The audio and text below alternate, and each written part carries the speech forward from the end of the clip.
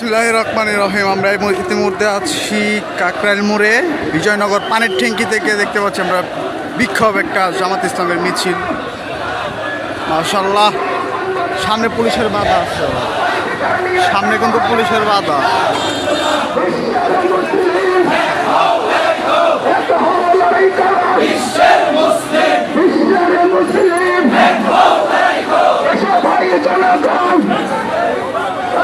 Police!